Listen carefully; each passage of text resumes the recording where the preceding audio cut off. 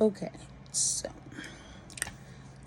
yesterday I was crying because I was so frustrated and angry.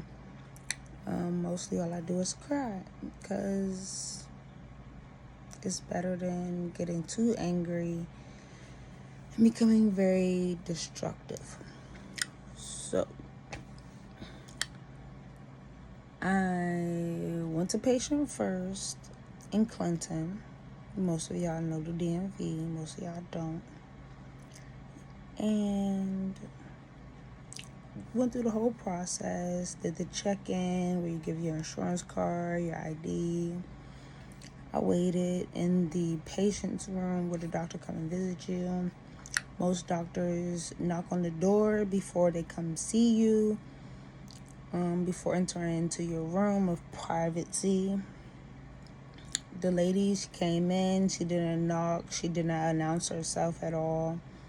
I didn't pay no attention to it.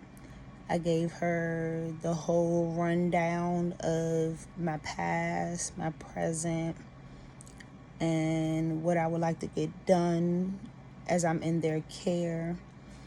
And she didn't like the way that I was moving my fingers. She didn't like that I didn't give her a chance to ask any questions. And she had attitude. So she orders my x-ray.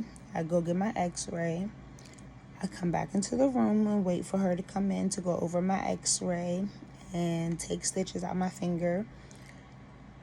And she took longer than expected, which I don't know what, like, are they supposed to see me in 30 minutes, an hour? I know they got to run from patient to patient, put their notes in. So it just took a little long. She come back and we have a small conversation. She's facing, so that's what made her upset. I was sitting in the guest chair instead of sitting on the bed. And she's like, it's better if you sit on the bed to take out your stitches because I can't do it from the chair.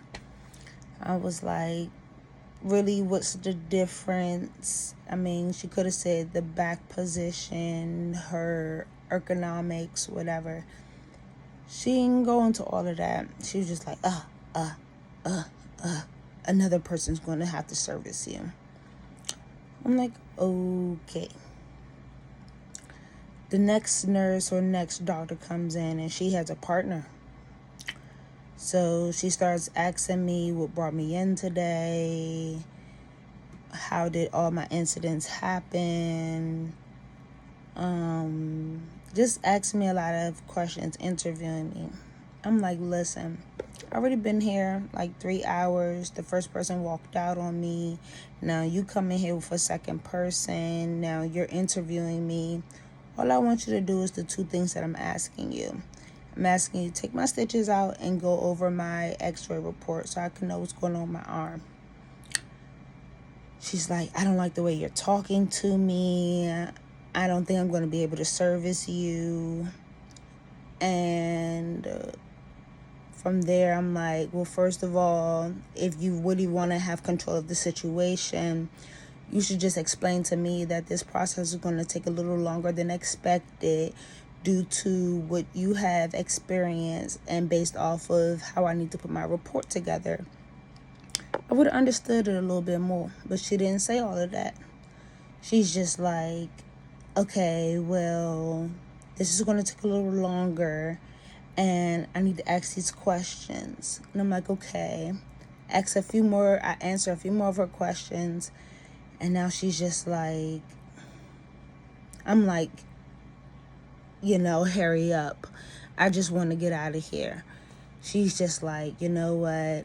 We're not going to be able to do this for you. We're going to call the police. So they want to call the police. I'm like, we're about to inconvenience the police officer for poor customer service and poor staffing. I'm like, really? Me standing there and trying to convince them not to call the police was a no-go. So, of course, I just left the premises. Because that's all they could ask me, is to leave the premises. And that's it. And do they want to press charges? And as long as they're not pressing charges, we pretty much wasted the police officers' time to handle a situation that they could have handled by simply doing their job. So I'm upset. I'm infuriated. I feel like that they were being very discriminative. I felt like they had poor customer service and poor work ethics.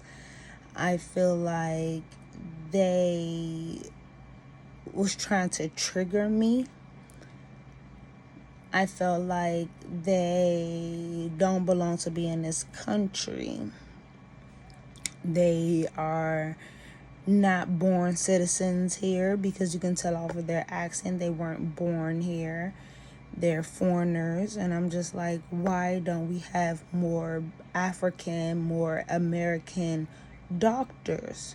What's going on? Why do we keep putting our life in the hands of these foreigners or these white privileged people, and they don't care about us? So that was the whole spill of what happened. And I come from a generation, or many generations, where, if you didn't have it, the people, the community looked out for you. You pay them back later, or you don't have to worry about paying them back, or you just work off your debt.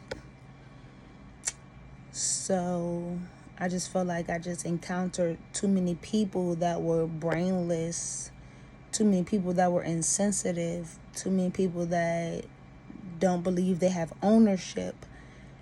And it was really, really making me upset and making me angry, to the point that I would do something that jeopardizes my life or jeopardize somebody else's. And that's my challenge. My challenge is not to jeopardize my life or jeopardize somebody else's life for things that could be handled or avoided.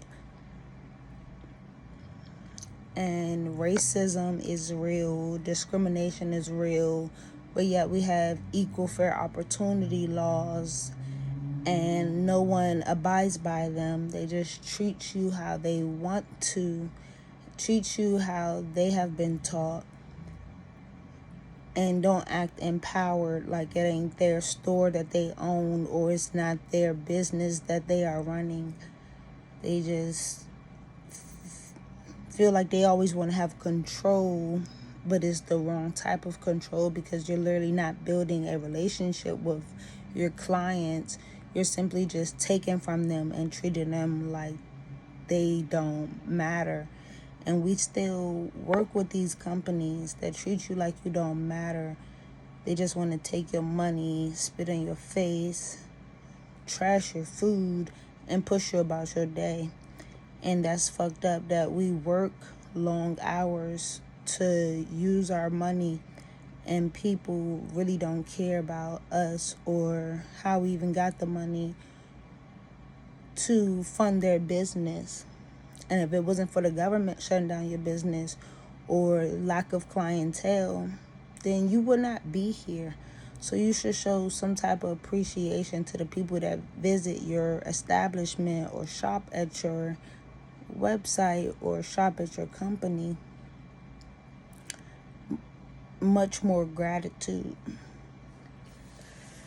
So just to give you the whole rundown of what happened and why I feel the way that I do, and that's it. So if you feel the same way that I feel, like there's people that discriminate against you because of your color or your education or your stupidity, I feel like make more videos and keep searching for a lawyer that could fight on your behalf, because as far as I know, to be discriminative is a law that can be broken. That means for my hardship, I can get paid. So figure out how to get paid.